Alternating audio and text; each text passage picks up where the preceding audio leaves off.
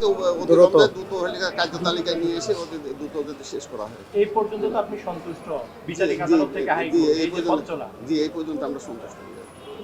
আচ্ছা আপনি চান আর কোনো আপনাদের মতো ভাগ্যজন আর হ্যাঁ, ভবিষ্যতে যাতে আপনার মতো যাতে আর কোনো ছাত্র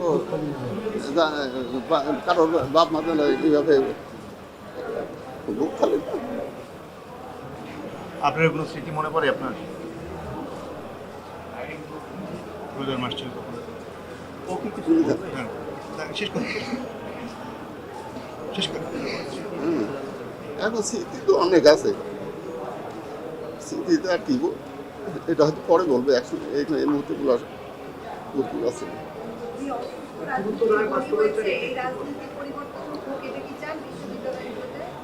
না না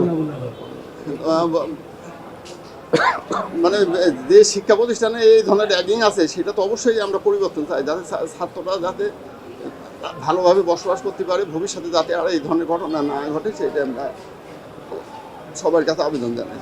সত্যি বলতে যেটা যে আমরা আসলে হাইকোর্ট থেকে যে এত দ্রুত একটা রায় আসবে, যদি আমি 1 বছর আগের কথা 5 আগস্ট আগে আসলে চিন্তাও কখনো করি নাই যে এত দ্রুত একটা রায় আসতে পারে।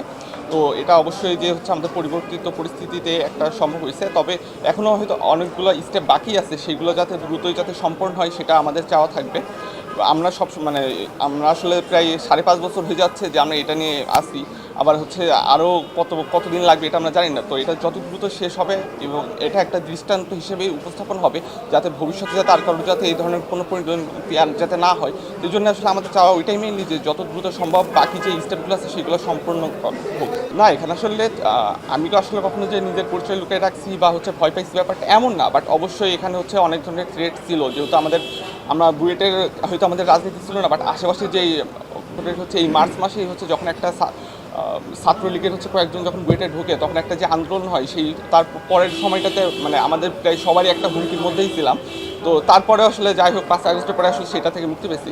এই বিষয়টা আসলে সম্পূর্ণ আসলে আমাদের জন্য হতাশার, কারণ মানে আমরা আসলে অপেক্ষায় আছি কবে হচ্ছে এদের রায় কার্যকর হবে, আর সেখানে হচ্ছে আমরা কাইন্ড অফ হচ্ছে তার মধ্যে হঠাৎ করে জানতে পারতেছি একজনকে পালিয়ে চলে গেছে। ইভেন সে হচ্ছে এমন একজন যে হচ্ছে তাকে রুমে ডেকে নিয়ে গেছে এবং মারার সময় যে উপস্থিত ছিল এমন একজন হচ্ছে সেখান থেকে পালিয়ে চলে গেছে।